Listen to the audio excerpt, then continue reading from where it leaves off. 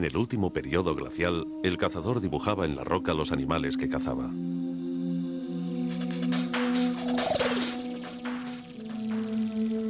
Hace 5000 años, en el antiguo Egipto, el escriba esculpía jeroglíficos en la piedra.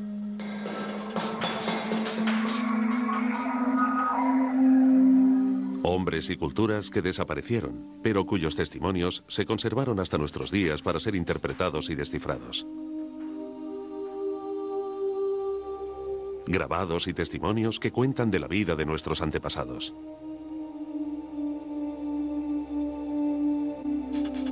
Formas de transmisión de la memoria histórica tradicional que han estado vigentes a lo largo de 35.000 años, hasta el advenimiento de nuestra era digital, con el dogma de multiplicar la información y acelerar su difusión en virtud de una fiebre digitalizadora que pone en peligro las bases de nuestra civilización. Porque el día de mañana es posible que ya no podamos descifrar los documentos y las imágenes que creamos y archivamos hoy en nuestras computadoras. Lo que antiguamente se esculpía en piedra blanca para la posteridad es hoy grabado y conservado en diminutas láminas de plástico. Pero, ¿qué será de ellas dentro de, digamos, 50, 100 o 1000 años?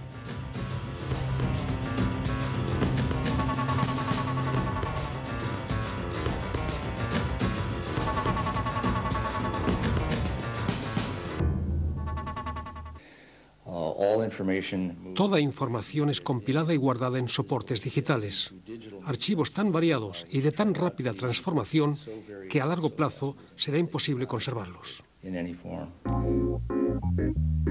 El filósofo estadounidense de computarización Stuart Brandt describe un proceso puesto ya en marcha especialmente en la fotografía, cuyo mercado avanza al lema de cuanta más digitalización mejor. El 2001 fue el año en que se vendieron en todo el mundo más cámaras digitales que convencionales. Cámaras digitales cuyas instantáneas no son sino píxeles grabados en un chip de plástico acoplado a un sistema informático. ¿Qué será de esa información en píxeles dentro de 20 años? ¿Podremos utilizarla todavía?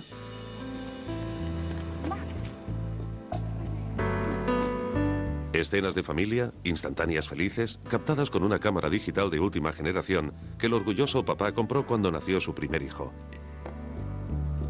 Una cámara adaptable a Internet, con DV miniatura y micrófono estéreo. De mayor, su hijo podrá contemplar cuán felices eran sus padres cuando él todavía era un bebé. Esta cámara es mucho mejor que la Super 8 de su padre, pero ¿por cuánto tiempo conservará estas imágenes? Pronto, su novedosa tecnología será desplazada por una nueva generación de cámaras más perfectas todavía, y se repetirá el caso de hace unos años con el video, cuando los sistemas Betamax y 2000 fueron arrollados por el VHS. Si no dispone de aparatos compatibles de reproducción, dentro de 20 años, el hijo no podrá contemplar las escenas de su niñez. La preservación digital de datos para un futuro lejano es el problema más acuciante al que se enfrentan los primeros pasos que estamos dando hacia un entorno y un mundo digitalizados.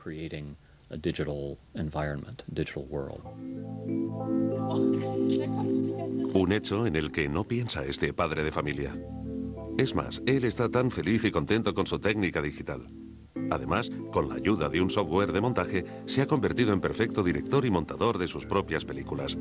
Rápidamente supo crear un film infantil que le hará acreedor de la admiración de sus familiares y vecinos. Pero, ¿qué hará para conservar sus películas a largo plazo? ¿Qué pasará cuando sobrevenga la próxima generación tecnológica ofreciendo un nuevo sistema de cámaras? Porque lo que este padre ve en el monitor es una mera traducción técnica, reflejo en imágenes de lo que chip y electrónica están haciendo en los entresijos de la computadora. Chips y electrónica trabajando con elementales flujos de ceros y unos y que siguen códigos cuyas misteriosas claves desconocemos. En un procesador de datos, el párrafo más ingenioso e inteligente se convierte en mera sucesión de impulsos eléctricos, inconexos sin el programa que los creó.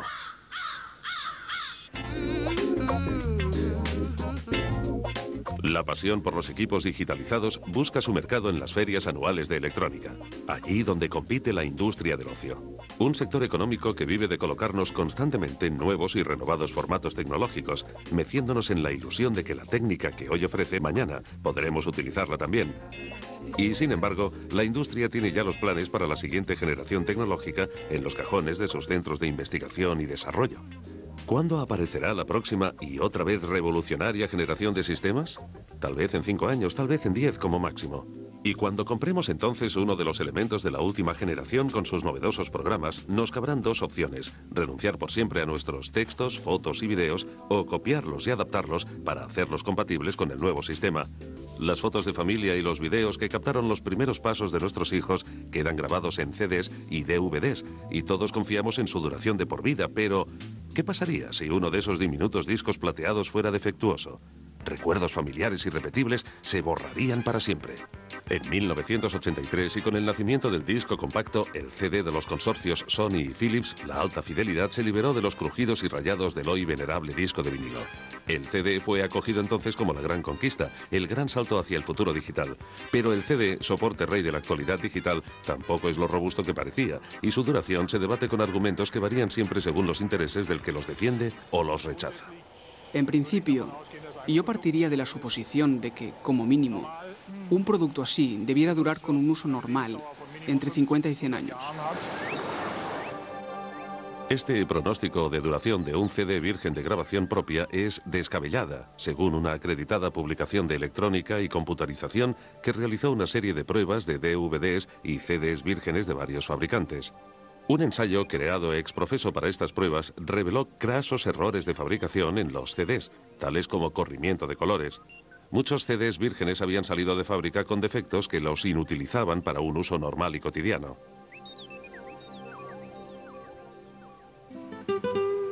En suma, se duda de que los prácticos discos plateados que tanto veneramos sean un soporte seguro de información para el futuro digital.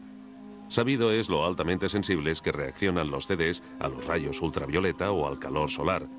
Pero es que ahora, en España, concretamente en el Museo de Historia Natural de Madrid, se ha comprobado cómo el film plástico que recubre los CDs es un manjar favorito del vulgar hongo del moho. Javier García Guinea ha reunido una selecta colección de CDs musicales carcomidos por el fungus Geotricum, el moho vulgar, cuyas esporas danzan por todo el mundo. Aquí tenemos un CD tailandés de Bangkok. Se aprecia claramente el típico ataque de moho en un ambiente isotrópico. El film de protección ha sido destruido.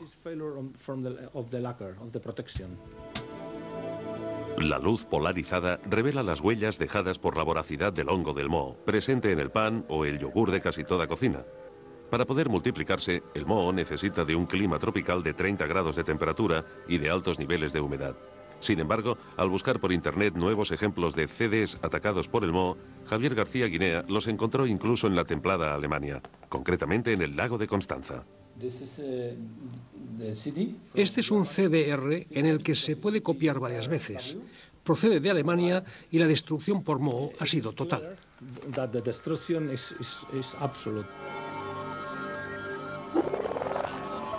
Los CDs de Javier García Guinea devorados por el moho no son solo curiosos, sino que también advierten de que es peligroso fiarse demasiado de la aparente robustez e infalibilidad digital y aceptar sin rechistar toda novedad tecnológica. En la bahía de San Francisco, el filósofo Stuart Brandt, uno de los padres de Internet, exhorta a analizar críticamente los medios digitales, al tiempo que critica con acritud la acelerada velocidad con que, al margen de todo control, se nos quiere imponer las nuevas tecnologías.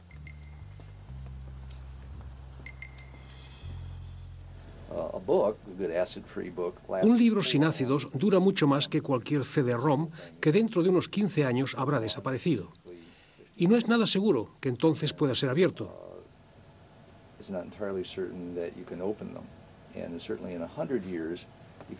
Un libro sí podrá ser abierto dentro de 100 años, un CD-ROM no. Aunque se esté despertando el temor ante la posibilidad de que estemos provocando un vacío histórico, seguimos confiando ciegamente nuestros recuerdos, nuestras fotografías y nuestros currículum a los soportes electrónicos de datos, pese a su demostrada alta vulnerabilidad y al riesgo de los saltos tecnológicos. Cegados por la técnica digital, relegamos a segundo término los problemas más acuciantes y edificamos la memoria de nuestra época sobre un montón de arena que el todopoderoso torrente tecnológico puede llevarse olvido abajo. En 1995, un reputado experto californiano en computarización fue el primero en advertir del peligro. Pero la fronda científica y la opinión pública, entusiasmadas por las nuevas tecnologías, desoyeron sus advertencias. Sin embargo, Jeff Rothenberg tenía razón. Almacenar datos con tecnología digital durante prolongados espacios de tiempo conducirá inexorablemente a su pérdida. Rothenberg dirige hoy un grupo de expertos que trata de conjurar el desastre digital que se cierne sobre nuestra civilización. Aunque seamos conscientes de lo efímera que siempre fue la información, en esta era de la digitalización suponemos que todo lo podremos conservar para siempre, una vez esté registrado en ceros y unos. Sin embargo, si no resolvemos un par de gravísimos problemas, la información conservada digitalmente será mucho más efímera y podrá desaparecer con mayor rapidez que nunca. De la información de este periodo de nuestra historia puede que no quede absolutamente nada.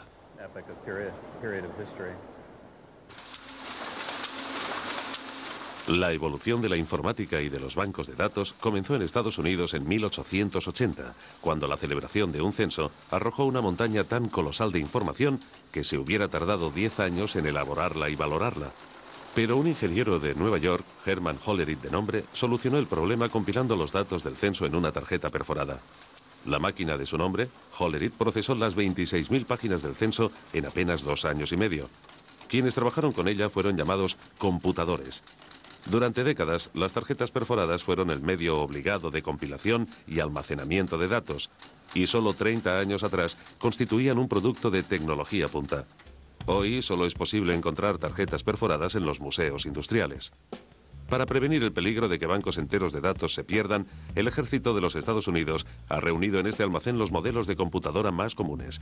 Pero mantener intermitentemente operativos y en funcionamiento estos aparatos demostró ser una misión imposible. Estas estanterías contienen las revoluciones tecnológicas que se han sucedido una tras otra en la informática, y cada revolución duró apenas 18 meses por término medio. Los museos son ideales para expertos en computadoras viejas que abren, procesan y reeditan documentos ilegibles. Una idea atractiva, pero ya no quedan suficientes aparatos operativos para llevarla a cabo exitosamente. Sin embargo, es factible hacer lo mismo evitando los problemas que representan las viejas computadoras. Solo hemos de recrear virtualmente la vieja computadora en una nueva mediante programas que simulan ser simultáneamente hardware y software, reflotando los viejos programas. Este recurso se llama emulación y es bien conocido por los expertos en informática. Se trata en síntesis de programar una computadora para que simule ser otra. Y lo puede hacer de forma tan perfecta que es capaz de procesar cualquier programa de la vieja computadora que esté emulando.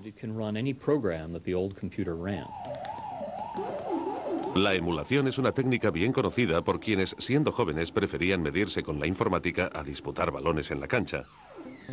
En la década de los 80, la generación de entusiastas de la informática, que se pasaba las noches en blanco entre papas fritas con cola y monitores con Pac-Man y Donkey Kong, extrañaba tanto la vieja afición de sus años mozos que obligaron a sus modernas computadoras a dar marcha atrás en el tiempo y comportarse como las venerables Commodore 64, Amiga 500 o Ataris.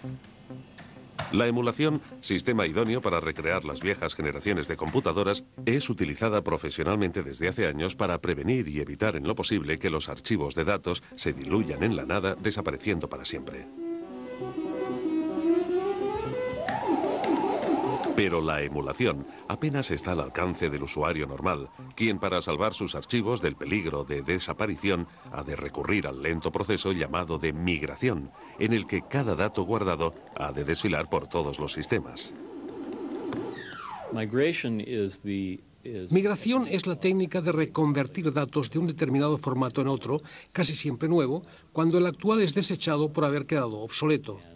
Usuarios que desde hace 5 o 6 años manejan una computadora saben que cuando una versión de, digamos, Microsoft Word ha quedado anticuada, todos sus archivos han de ser reconvertidos a la nueva versión. La informática utiliza exitosamente la migración desde hace 30 años, aunque exija un esfuerzo considerable.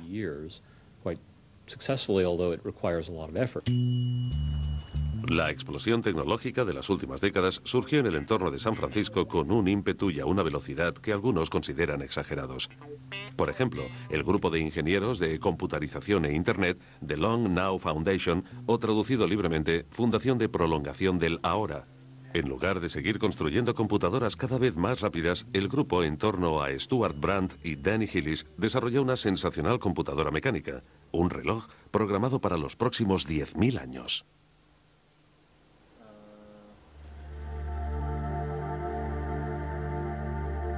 En una sierra al norte de Las Vegas se instalará en torno al reloj un archivo para la eternidad.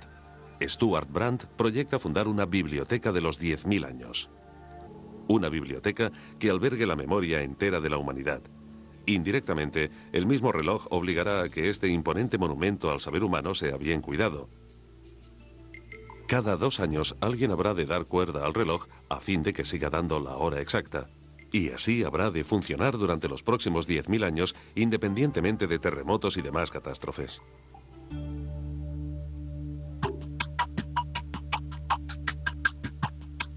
¿Qué sucederá cuando nuestras ciudades hayan desaparecido y seamos nosotros los que incorporemos la antigüedad?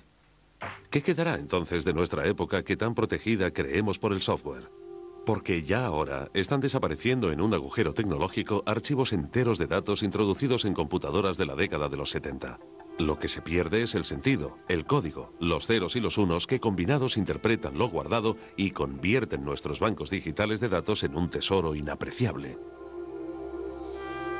Las dificultades que la ciencia hubo de vencer para descifrar los jeroglíficos del antiguo Egipto dan una idea de los problemas que seguramente habrán de afrontar generaciones venideras para descifrar nuestros bancos de datos digitalizados. Una simple ojeada a la historia. Al finalizar el siglo XVIII, un oficial francés hizo un sensacional descubrimiento. Este militar napoleónico encontró en Egipto una estela con la grabación trilingüe de un decreto de Ptolomeo V del año 196 a.C. Además de los jeroglíficos egipcios, que nadie a la sazón podía descifrar, el texto estaba escrito en caracteres griegos, que fueron traducidos sin mayor dificultad, revelándose que los textos de la estela eran idénticos en sus 3 diferentes alfabetos: hierático, demótico y griego. La llamada piedra de Rosetta, de 2000 años de antigüedad, fue básica para descifrar los jeroglíficos de los faraones, lo que en su tiempo supuso una sensación arqueológica de incalculable trascendencia. François Champollion, orientalista francés, logró descifrar los misteriosos jeroglíficos salvando el abismo que nos separaba del desaparecido idioma hablado en Egipto hace 2 milenios. ¿Hubiera sido posible este éxito si Rosetta hubiera sido un CD digital en lugar de una piedra? Las posibilidades no son muchas y nuestra era y nuestra cultura corren peligro de desvanecerse en la nada. Hasta ahora, todo intento de solucionar el problema de la conservación de datos a largo plazo ha fracasado por 2 motivos: la escasa resistencia y estabilidad de los portadores de datos y la falta de un idioma digital universal de validez eterna. Para los milenios venideros, ¿sería posible crear la piedra de Rosetta de la era digital? En todo el mundo se busca afanosamente soluciones al problema, y de forma especial en San Francisco, cuna de la computadora y de las ciencias electrónicas. Sin embargo, hoy por hoy hemos de constatar que no se ha encontrado todavía solución al dilema digital. Pero sí éxitos parciales. Por ejemplo, los de la Fundación de Prolongación de la Hora, que ha desarrollado una base de datos de larga duración y alta seguridad, capaz de almacenar y conservar durante 10.000 años archivos de fotos y documentos. Y siguiendo el modelo original de la antigüedad, Jim Mason ha diseñado un Rosetta Disk, grabando en cada disco un campo central de traducción con el primer capítulo del Viejo Testamento en 7 idiomas. Así más o menos será el Rosetta Disk. El disco va encajado horizontalmente dentro de una esfera. Hacia los bordes, el texto va reduciéndose progresivamente, obligando a quien lo lea a recurrir a una lupa para seguir leyendo. Las aproximadamente 30.000 páginas de capacidad de texto se hallarían concentradas aquí, en el centro, entre estos radios. Text pages, the 30,000 pages would be down in here between the spokes. Al igual que el modelo original que imita, el Rosetta Disk es un soporte de datos análogo, pero de tecnología punta, a años luz del escoplo y el martillo con los que fue cincelada la estela de Rosetta. Una superficie de níquel es bombardeada con iones de galio acelerados a través de un campo magnético. Los iones chocan contra la superficie como meteoritos, perfilando con precisión el contorno exacto de una escritura, a la vez indestructible y de alta resolución. ¿30.000 documentos DIN A4 en un disco tan pequeño? ¿Cómo será posible leerlos? Pues con un simple apoyo óptico. En la forma de lectura, los inventores vislumbran precisamente la gran oportunidad. Cualquier persona provista de un microscopio podrá acceder a la información del Rosetta Disk, mientras que microscopios los habrá siempre. En el futuro, probablemente ya no existan formatos digitales. Y previendo precisamente esa posibilidad, el Rosetta Disk tiene una tecnología analógica siguiendo fielmente la milenaria técnica con la que será un banco indestructible de documentos e imágenes. Pero la idea tiene una dificultad.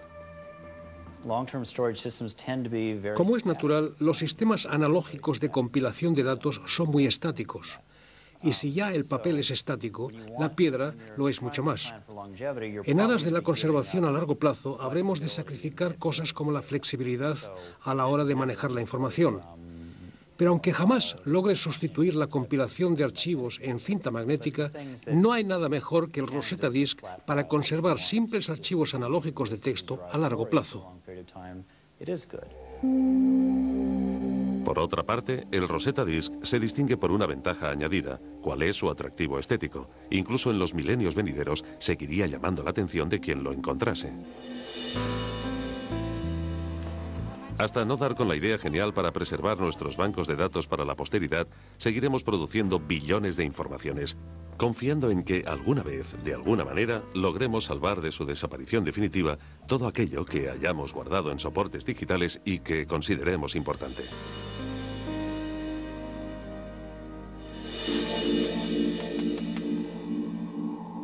Si realmente el problema tiene solución, Alemania se ha aproximado mucho a ella. En la Universidad de Colonia se graban ya imágenes de video en un cristal para hacerlas visibles luego por medio de un rayo láser. Este podría convertirse en un banco holográfico de datos de gran capacidad, por lo que las esperanzas puestas en el proyecto son grandes. Pero no se puede cantar victoria porque esta técnica se halla todavía en fase de ensayo. Theo Voike y su equipo de físicos han desarrollado las aplicaciones de la holografía como soporte de datos. Con una simple linterna de mano es posible detectar los puntos donde se quiebra la luz en el espectro del cristal.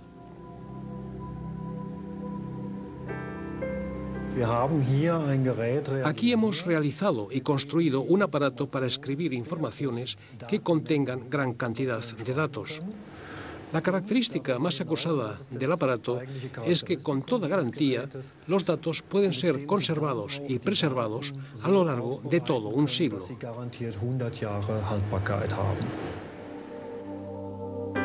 La estrategia tecnológica ideada por el equipo de Colonia consiste en una genial combinación de holografía y técnicas de video. La imagen de video es cargada en un monitor de LCD y un rayo láser verde creado especialmente al efecto proyecta cada escena sobre un cristal del tamaño de un sello de correos que la retiene y archiva. La imagen así capturada deja en el cristal una huella, una inconfundible oscilación que como negativo puede ser analógico o digital según se prefiera. Al fijar la serie de imágenes surge un holograma inalterable.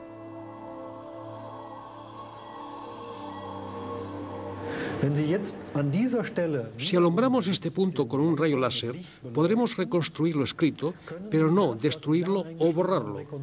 Mientras la información cargada puede ser recuperada en cualquier momento, su pérdida o destrucción es imposible.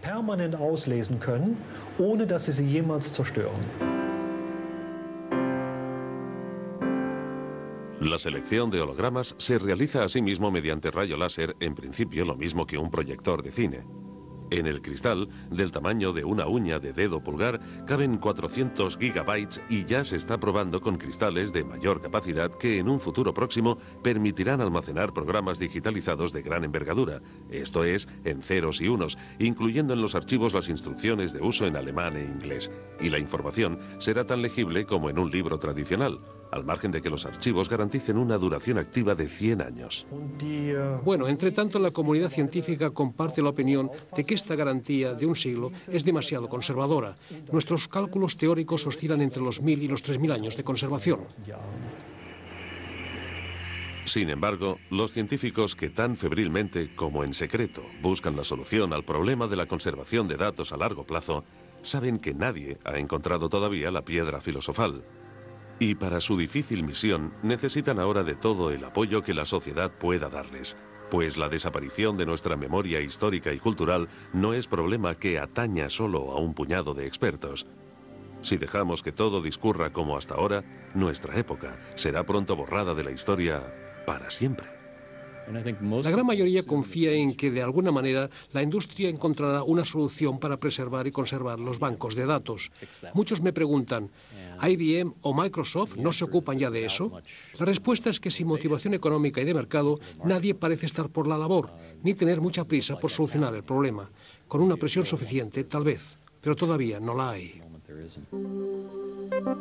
¿Es importante transmitir el acervo de nuestra cultura y nuestra época a la posteridad en su totalidad o en parte? Pues claro que sí. Precisamente son la conciencia del pasado y la herencia de la historia las que acuñan la identidad de las sociedades y las naciones. Hay que evitar que la posteridad, las generaciones venideras, tengan que asomarse a un pozo digital, oscuro y vacío, donde hayan caído nuestra cultura y nuestra historia. Todavía hay tiempo para conjurar el desastre digital que se cierne sobre nosotros.